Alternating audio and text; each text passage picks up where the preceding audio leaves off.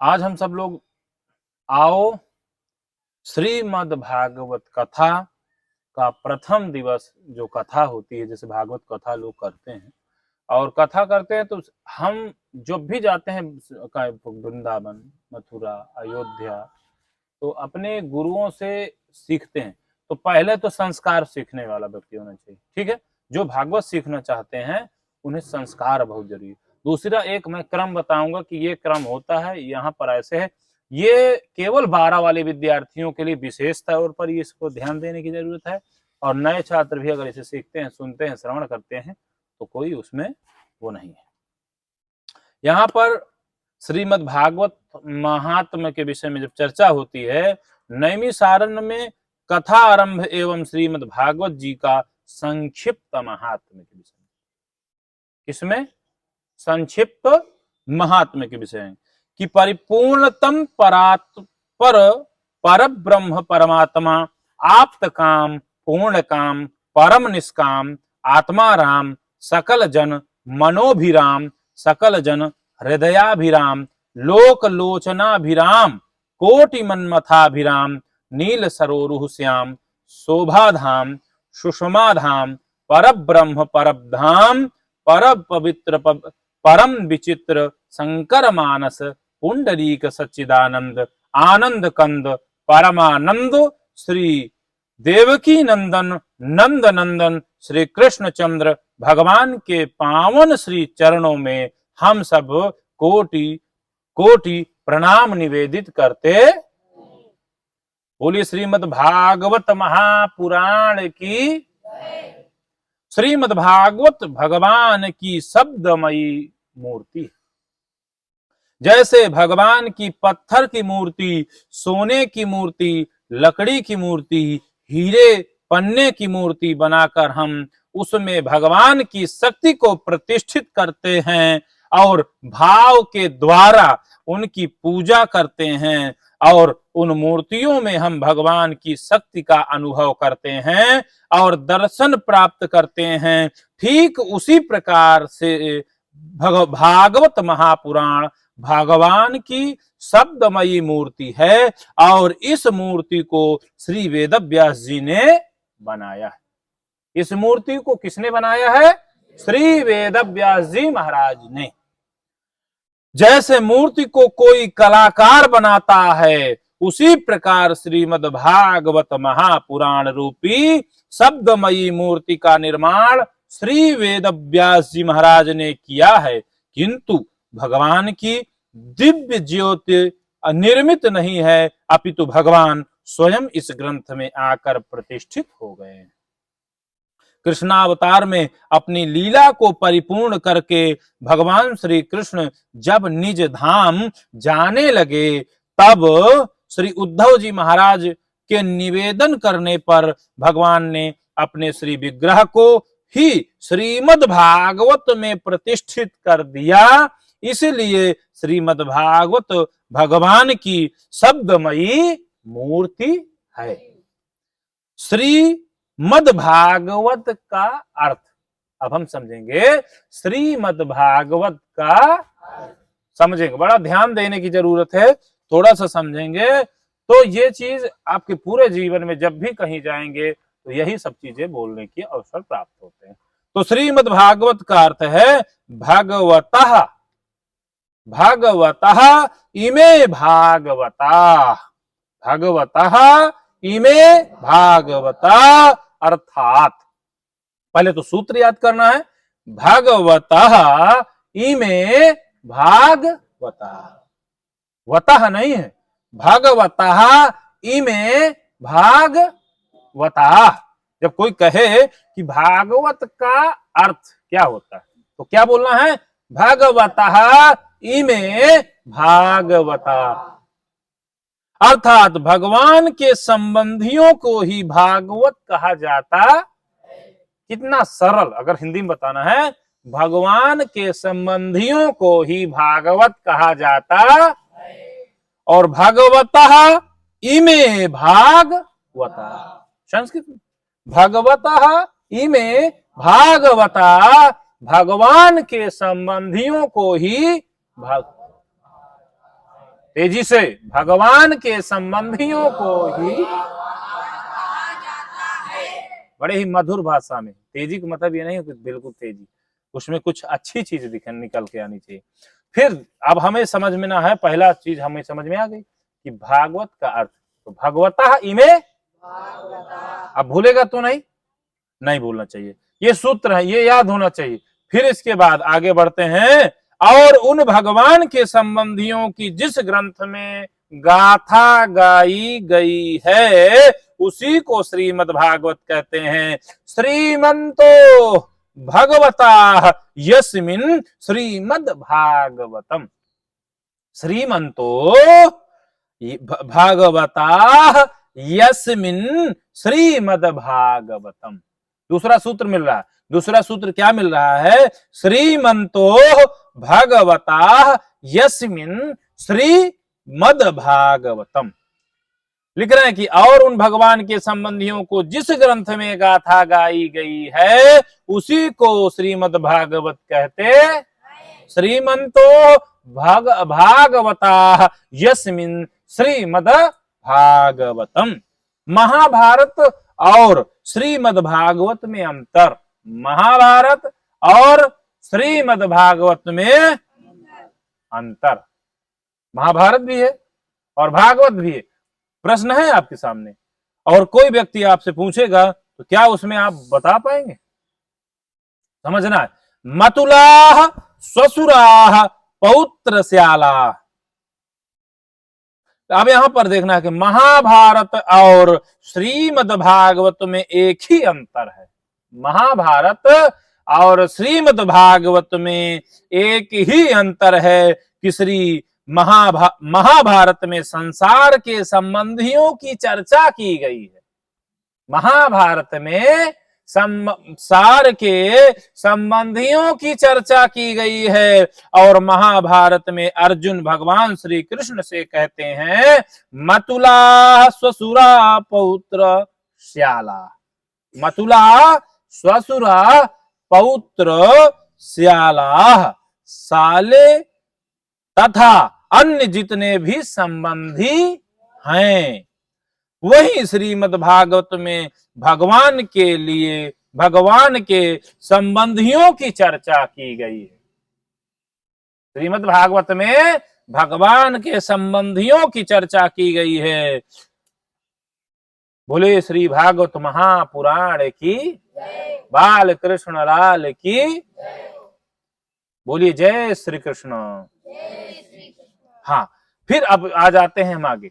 हमारा 5 प्रकार से भगवान के साथ में संबंध स्थापित हो सकता। हमारा 5 प्रकार से भगवान के साथ संबंध स्थापित हो सकता है। वह कौन कौन से हैं, किस प्रकार हैं? तो पहला शांत भाव, पहला, दूसरा दास भाव, दूसरा, तीसरा सांख्य भाव, तीसरा, चौथा वात्सल्य भाव, चौथा क्या है? और 5वां है माधुर्य भाव। 5वां शांत भाव, पहला दास भाव, दूसरा सांख्य भाव, तीसरा वात्सल्य भाव, चौथा और माधुर्य भाव 5वां। 5 प्रकार से भगवान से स्थापित हो सकता है हमारा संबंध। अब आगे उदाहरण, नारद आदि मुनियों ने भगवान की शांत भाव से उपासना की। दास्य भाव के उपासकों में श्री हनुमान जी महाराज का सर्वप्रथम नाम आता। दशरथ, कौशल्या, देवकी, वसुदेव, नंद, यशोदा, कश्यप आदि एवं मनु, शतरूपा आदि ने भगवान की वात्सल्य भाव से उपासना की। सांख्य भाव के उपासकों में कृष्णा अवतार में श्री दामा, श्री मधुमंगल, अर्जुन आदि एवं रामा अवतार में निषाद राज, सुग्रीव आदि ने सांख्य भाव से भगवान की उपासना की। ब्रजांगनाओं ने माधुर्य भाव से भगवान की उपासना की। इस प्रकार 5 भाव से भगवान के साथ संबंध स्थापित किया जाता है। और इन्हीं संबंधियों की चर्चा जिस ग्रंथ में है उसे ही श्रीमद् भागवत कहते। श्रीमद् भागवत में श्रोता वक्ता के विचार, श्रोता वक्ता और विचार। तो श्री रामचरितमानस में तो 4 वक्ता और श्रोता, श्री रामचरितमानस में तो 4 वक्ता, कितने हैं? वक्ता और श्रोता हैं। पहले काकभूषुंडी जी महाराज, पहले गरुड़ जी, और दूसरे में भगवान भोलेनाथ एवं माता पार्वती, और तीसरे में है याज्ञवल्क्य जी एवं भारद्वाज जी महाराज, तुलसी, और चौथे में है तुलसीदास जी एवं उनका मन, तुलसीदास जी और उनका चौथे में है। किंतु श्रीमद् भागवत ऐसा अद्भुत ग्रंथ है जिसमें 6 वक्ता और श्रोता हैं। श्रीमद् भागवत के आदि वक्ता भगवान नारायण हैं। सर्वप्रथम भगवान नारायण ने ही चतुश्लोकी भागवत के रूप में यह ज्ञान ब्रह्मा जी को दिया। इस प्रकार श्रीमद् भागवत के प्रथम वक्ता भगवान नारायण हैं और प्रथम श्रोता ब्रह्मा जी महाराज हैं। पश्चात श्रीमद् भागवत के दूसरे वक्ता बने स्वयं ब्रह्मा जी महाराज और दूसरे श्रोता बने उनके मानस पुत्र नारद जी महाराज। फिर श्रीमद् भागवत के तीसरे वक्ता बने नारद जी महाराज और श्रोता बने भगवान वेदव्यास जी महाराज। फिर चौथे वक्ता स्वयं वेदव्यास जी महाराज बन गए और चौथे श्रोता उनके पुत्र सुखदेव जी महाराज बने। पांचवे स्वयं भगवान सुखदेव जी बने और पांचवे श्रोता बने परीक्षित जी महाराज।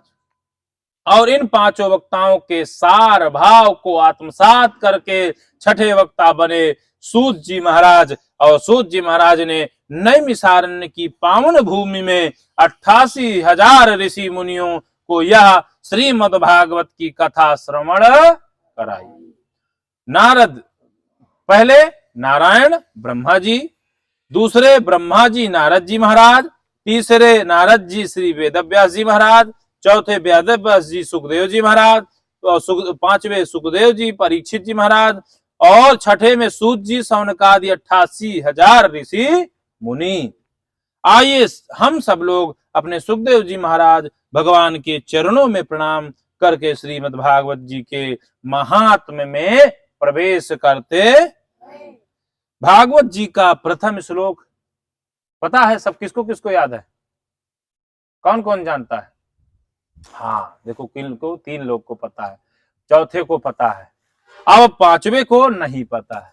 तो इसी तरह से जैसे पहले को, दूसरे को, तीसरे को, चौथे को, पांचवे को और छठवे में 88,000 ऋषि याद, तो वहां पर भी 70-80,000 ऋषि तो बैठे ही हैं। 50-60 लोगों को अगर भी तो कम नहीं है ये, क्योंकि 60 लोग हजारों लोगों तक पहुंचाने का कार्य। तो यहाँ पर पहला श्लोक है, मैं थोड़ा सा बोलूंगा फिर सब लोग बोलेंगे। सच्चिदानंद रूपाय विश्वोत्पत्त्यादि हेतवे तापत्रय विनाशाय श्री कृष्णाय वयं नमः। एक बार पूरा श्लोक सुना। सच्चिदानंद रूपाय विश्वोत्पत्त्यादि हेतवे तापत्रय विनाशाय श्री कृष्णाय वयं नमः।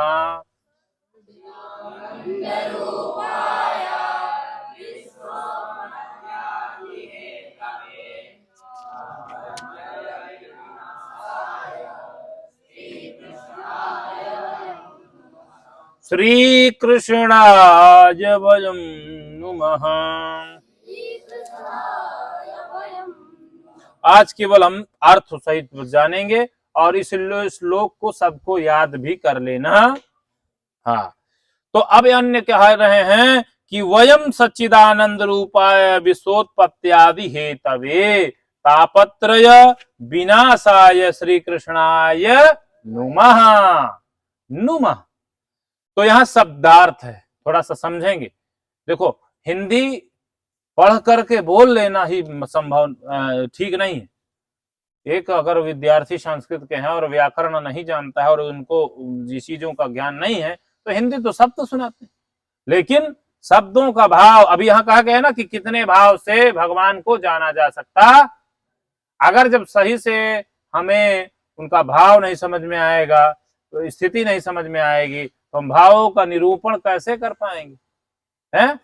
जितना जिस प्रकार से जिस चीज को हम गूढ़ रहस्य जान लेते हैं, ठीक उसी से तो ज्यादा चीजें हमें समझ में आने लगती है। उसमें किसी चीज में हमारा भाव और भी अच्छा होने लगता है कि इसीलिए इस पर सबसे बड़ा हमारा विश्वास जमने लगता है। तो यहां पर है शब्दार्थ वयम। वयम अभी हम लोग संस्कृत पढ़े, अहम आवाम, वयम माने हम लोग या हम सब। नुमः प्रणाम करते हैं, एक लोग नहीं है क्योंकि यहां बहुत सारे लोग हैं। हाँ, तो नमः नुमे नुमा नुमा नुमः, यहां पर यही तो बनेगा, तो समझना है। आगे कहते सतचित और आनंद स्वरूप जो विश्व की उत्पत्ति, पालन और संहार के कारण हैं, तथा जो हमारे दैहिक, दैविक और भौतिक तीनों तापों का नाश करने वाले ऐसे श्री कृष्ण अर्थात श्री राधा जी के सहित श्री कृष्ण भगवान के श्री चरणों में हम कोटि कोटि प्रणाम करते।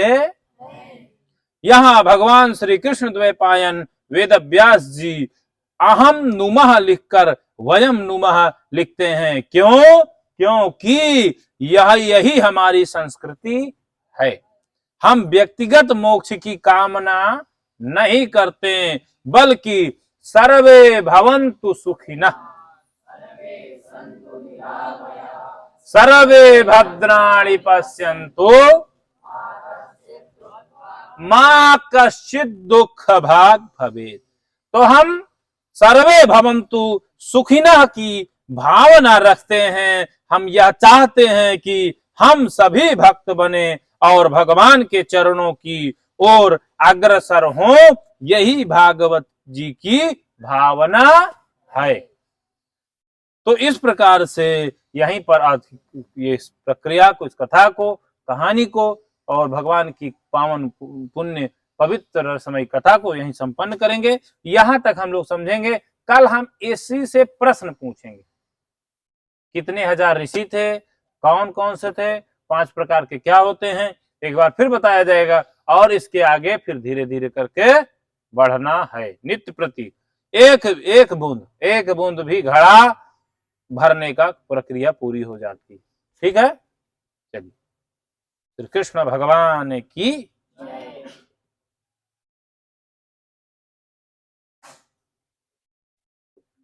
व्याकरण